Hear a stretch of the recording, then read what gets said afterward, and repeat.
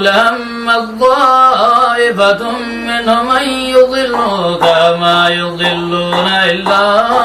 أنفسهم وما يضرونك من شيء وأنزلنا عليك الكتاب لمن علمك ما لم تكن تعلم وكان فضل الله عليك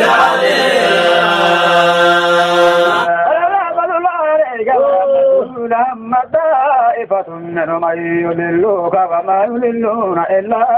أنفسهم وما يضرونك من شيء وأنزل الله عليك الكتاب لمن علمك ما لم تكن